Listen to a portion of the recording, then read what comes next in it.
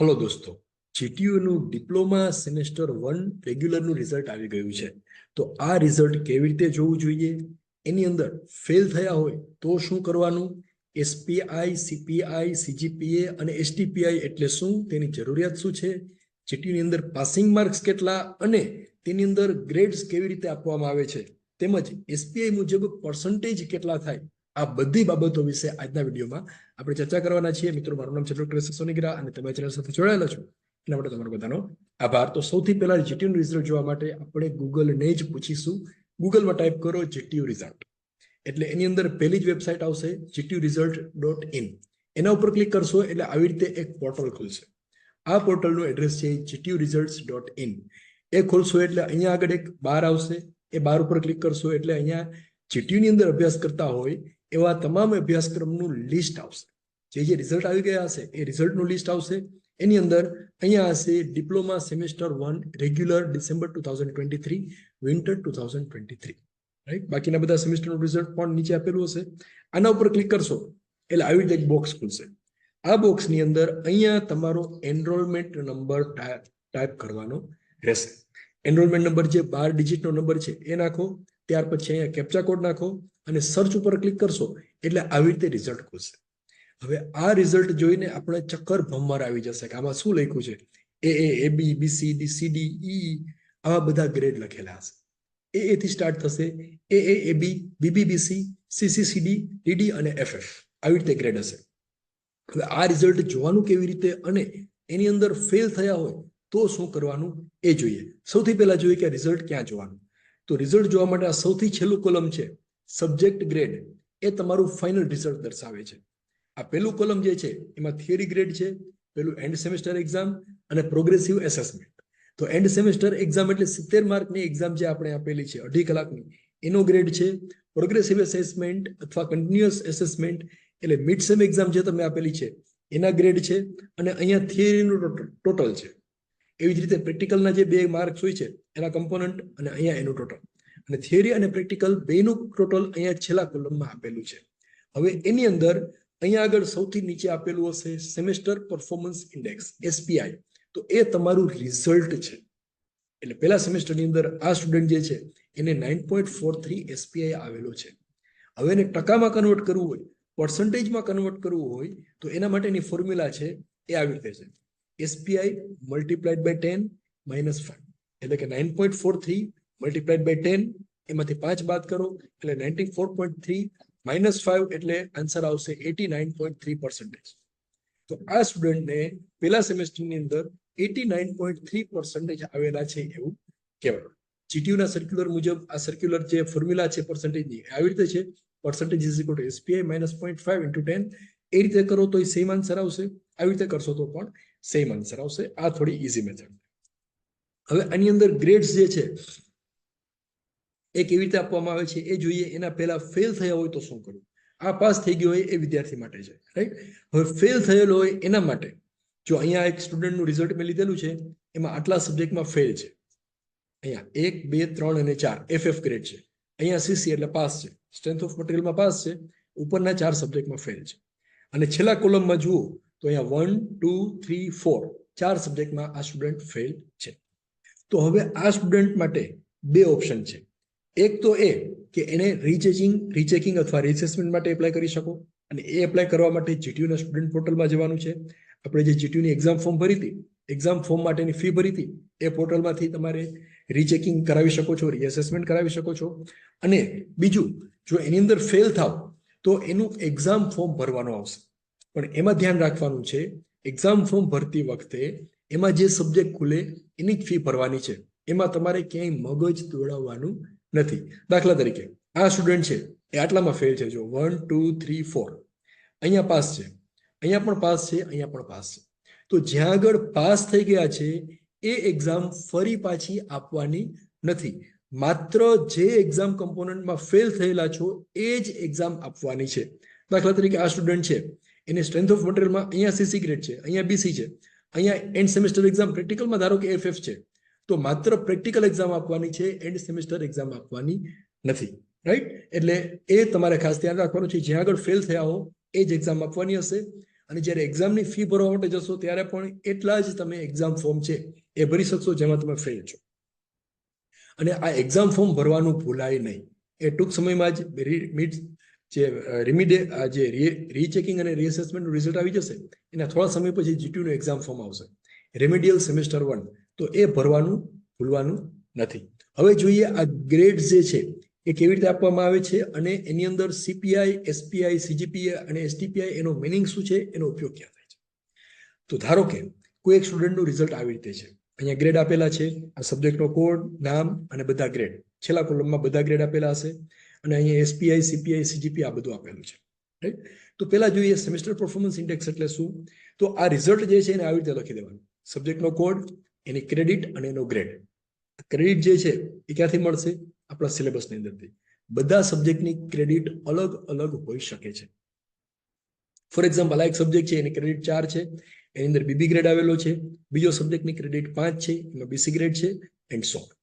હવે આ ગ્રેડ જે આપેલા છે એનું વેઇટેજ આવી રીતે છે. એ ગ્રેડ તો એનું વેઇટેજ 10, એબી ગ્રેડ તો 9, બીબી ગ્રેડ તો 8, બીસી ગ્રેડ તો 7, એન્ડ સો 6, 5, 4 અને એફએફ ગ્રેડ તો 0. હવે આ જે વેઇટેજ છે અહીંયા લખી દેવાનું. દાખલા તરીકે આ બીબી ગ્રેડ છે તો એનું વેઇટેજ છે 8, બીસી ગ્રેડ એનું વેઇટેજ 7, સીસી તો એનું 6, બીસી એટલે 7, બીબી એટલે 8, એબી એટલે 9. અને એફએફ ગ્રેડ નથી, નગર એફએફ હોય તો અહીંયા 0 આવશે. રાઈટ. આવી રીતે લખાઈ જાય. ત્યાર પછીનું એક કોલમ છે તૈયાર કરો, ક્રેડિટ મલ્ટીપ્લાઇડ બાય ગ્રેડ. મિત્રો, આ કેલ્ક્યુલેશન છે તમારે કરવાની ક્યાંય જરૂરિયાત નથી. માત્ર સમજવા માટે કે એસપીઆઈ કેવી રીતે ગણવામાં આવે છે આપણે આ એક્સરસાઇઝ કરીએ છીએ. ક્રેડિટ મલ્ટીપ્લાઇડ બાય ગ્રેડ એટલે 4 × 8 એટલે 32, 5 × 7 એટલે 35, 3 × 6 એટલે 18 એન્ડ સો. રાઈટ. આટલું થઈ ગયું. ક્રેડિટ મલ્ટીપ્લાઇડ બાય ગ્રેડ થઈ ગયું. હવે આ બધાનો સરવાળો કરી દો. આ ગુણાકાર જાય ને બધાનો સરવાળો એટલે 214 આવશે અને આ બધી ક્રેડિટ એનો સરવાળો એટલે એ થશે 28. તો આ credit multiplied by grade divided by total credit એને કહેવાય સેમેસ્ટર પરફોર્મન્સ ઇન્ડેક્સ. એટલે કે 214 ભાગ્યા 28 એ કરશો એટલે 7.64 આવશે. તો એ આ સ્ટુડન્ટનો એસટીપીઆઈ થશે, સોરી એસપીઆઈ થશે. તો એસપીઆઈ સમજાઈ ગયું કેવી રીતે છે. સૂત્ર જે બુકમાં આપેલું છે એટલે કે જીટીયુની વેબસાઇટ ઉપર જે સૂત્ર આપેલું છે આવી રીતે છે.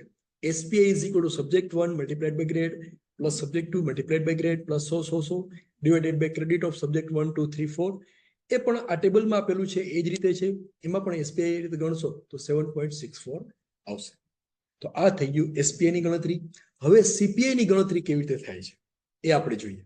તો પહેલા સેમેસ્ટરની અંદર એસપીઆઈ અને સીપીઆઈ બે સેમ હશે. બીજા સેમેસ્ટરમાં સીપીઆઈ છે એ બદલાશે. શું કામ? કારણ કે સીપીઆઈ નો મિનિંગ થાય છે ક્યુમ્યુલેટિવ પરફોર્મન્સ ઇન્ડેક્સ. એટલે સ્ટુડન્ટનું અત્યાર સુધીનું પરફોર્મન્સ કેવું છે એ. અને એસપીઆઈ એટલે સેમેસ્ટરનું પરફોર્મન્સ. ફોર એક્ઝામ્પલ, આ પહેલા સેમેસ્ટરની અંદર એસપીઆઈ અને સીપીઆઈ છે એ ગણવા માટેની સેમ ફોર્મ્યુલા છે. પણ બીજું સેમેસ્ટર આવશે, એનું રિઝલ્ટ જ્યારે આવશે ત્યારે એની અંદર સીપીઆઈ અલગ આપેલો હશે, એની વેલ્યુ જુદી હશે. કારણ કે સીપીઆઈ ગણવામાં આવે ત્યારે સેમેસ્ટર 1 અને સેમેસ્ટર 2 એના બધા જ સબ્જેક્ટ અહીંયા તમારે ગણતરીમાં લેવાના રહેશે. ક્લિયર? જો એસપીઆઈ હોય તો શું થાય? ખાલી સેમેસ્ટરના જ સબ્જેક્ટ, એ જે 5 કે 6 સબ્જેક્ટ હોય એ. અને સીપીઆઈ એટલે અત્યાર સુધીના જેટલા સબ્જેક્ટનો અભ્યાસ કરેલો છે એ બધા જ સબ્જેક્ટની ગણતરી અહીંયા કરવાની છે. એટલે કે સેમેસ્ટર 1 અને સેમેસ્ટર 2 એના માટે આ ફોર્મ્યુલા મૂકો એટલે સીપીઆઈ છે એની વેલ્યુ મળશે. એવી જ રીતે સેમેસ્ટર 3 નો સીપીઆઈ છે એનો મિનિંગ શું થાય? સેમેસ્ટર 1, સેમેસ્ટર 2 અને સેમેસ્ટર 3 આ ત્રણ સેમેસ્ટરના જે સબ્જેક્ટ છે એનું રિઝલ્ટ ધ્યાનમાં લો એટલે થશે સીપીઆઈ ઓફ સેમેસ્ટર 3. એવી રીતે સેમેસ્ટર 4 નો સીપીઆઈ એટલે 4 સેમેસ્ટરનું રિઝલ્ટ એન્ડ સો. રાઈટ. ત્યાર પછી એક નવો શબ્દ આવે છે સીજીપીએ. આપણા માટે આ શબ્દ નવો છે. એનું ફૂલ ફોર્મ છે ક્યુમ્યુલેટિવ ગ્રેડ પોઈન્ટ એવરેજ. આની જરૂરિયાત શું છે? તો એની જરૂરિયાત એ છે કે ડિપ્લોમાનું સર્ટિફિકેટ જે આપવામાં આવશે કે જેની અંદર રિઝલ્ટ લખેલું હશે, ક્લાસ લખેલો હશે, first class, second class, distinction and so on, તો that is given based on CGPA. એટલે સીજીપીએ ગણવામાં આવે ત્યારે એની અંદર છેલ્લા 4 સેમેસ્ટરનું રિઝલ્ટ ગણવામાં આવે છે. એટલે કે સેમેસ્ટર 3, 4, 5 અને 6 એના માટે આની ગણતરી થાય છે. એ કેવી રીતે થાય છે? આપણે આજે સીપીઆઈ પ્રમાણે જેની ગણતરી થાય છે. અને એસટીપીઆઈ એટલે semester theory performance index. that is useful for old diploma to degree admission. હવે આ વર્ષથી એટલે કે 2024 થી ડિપ્લોમા ટુ ડિગ્રીના એડમિશન છે એ STPI ના આધારે થવાના નથી, એ માત્ર DD સેટ એક્ઝામના સ્કોરના આધારે થવાના છે. એટલે હવેથી STPI ની કોઈ જરૂર રહેશે નહીં, માત્ર CGPA એ આપણા માટે અગત્યનું છે. હવે જોઈએ મિનિમમ માર્ક્સ કેટલા છે, પાસિંગ માર્ક. તો જો એન્ડ સેમેસ્ટર એક્ઝામ જે 70 માર્કની છે એની અંદર પાસિંગ માર્ક 70 માંથી 25 છે, મિડ સેમ એક્ઝામમાં 12 અથવા 11 છે, એ બદલાતું રહે છે, અને પ્રેક્ટિકલની અંદર 50 માંથી 20 અથવા 25 એ દર વખતે સર્ક્યુલર આવે એના પ્રમાણે એ માર્ક્સ હોય છે. દાખલા તરીકે આ 25 છે, પહેલા 23 હતા, આજની તારીખે 25 છે. અને આના જે ગ્રેડિંગ છે કેવી રીતે આપવામાં આવે છે, તો જુઓ તમારા માર્ક્સ જે છે 85 થી 100 ની વચ્ચે હોય તો AA ગ્રેડ આપવામાં આવે, 75 to 84 હોય તો AB ગ્રેડ આપવામાં આવે, 65 to 74 હોય તો BB grade and so on. કયા કેટલા માર્ક્સ પ્રમાણે કેટલા ગ્રેડ આપવામાં આવે અહીં આપેલું છે. 35 કરતા ઓછા માર્ક હોય તો FF ગ્રેડ આપવામાં આવે છે. અને જે ક્લાસ ડિપ્લોમાનો જે સર્ટિફિકેટની અંદર ક્લાસ લખેલો હશે, ફર્સ્ટ ક્લાસ, સેકન્ડ ક્લાસ કે ડિસ્ટિંક્શન, એનો ક્રાઇટેરિયા શું છે, તો એના માટે CGPA ધ્યાનમાં લેવાનું છે. CGPA 7.1 અથવા એના કરતા વધારે હોય તો ફર્સ્ટ ક્લાસ વિથ ડિસ્ટિંક્શન લખેલું હશે ડિપ્લોમાના સર્ટિફિકેટની અંદર. 6.5 અને 7 ની વચ્ચે જો CGPA હશે તો ફર્સ્ટ ક્લાસ હશે. 5.5 અને 6.5 ની વચ્ચે હશે તો સેકન્ડ ક્લાસ, અને 5.5 કરતા ઓછો જો CGPA હશે તો પાસ ક્લાસ રિઝલ્ટમાં લખેલું હશે. અને આ સર્ક્યુલર જે છે એની લિંક અહીંયા આપેલી છે, એના પ્રમાણે અહીંયા ડેટા છે એ આપેલો છે, જે GTU ની વેબસાઇટ ઉપર પાસ્ટમાં આવેલો છે. હવે જોઈએ,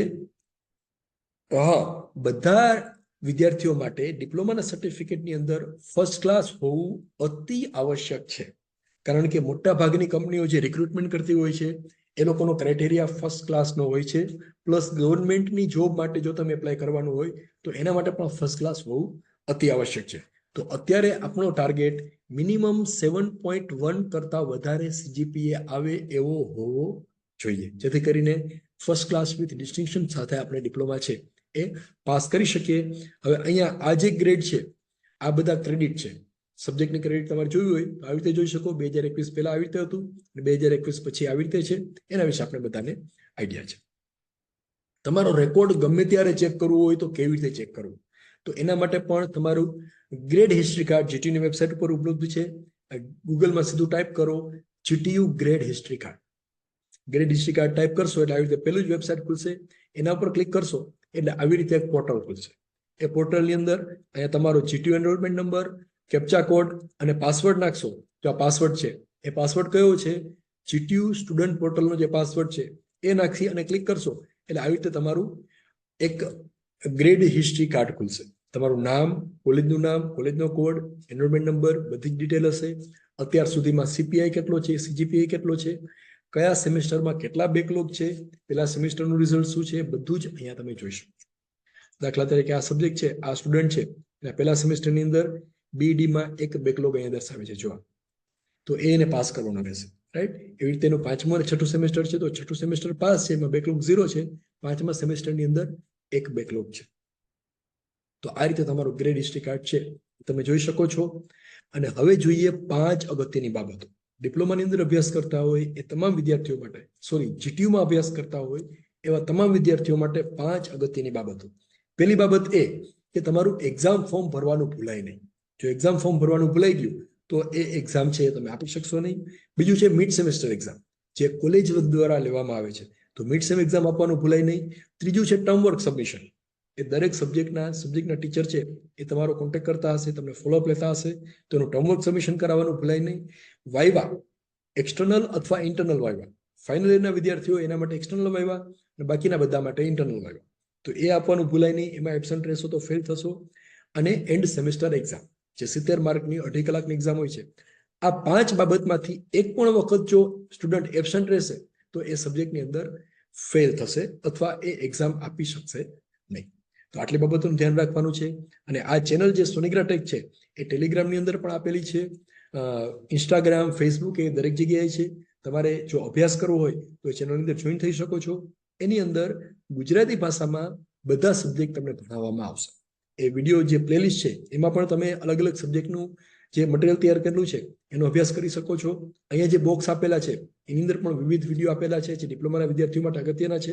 તો એનો અભ્યાસ છે એ તમે કરી શકો છો. કોઈ પણ પ્રકારની ક્વેરી હોય તો કમેન્ટ બોક્સમાં લખી શકો છો. ફરી પાછા મળીશું નવા વિડીયો સાથે, નવા ટોપિક સાથે. C you, take care.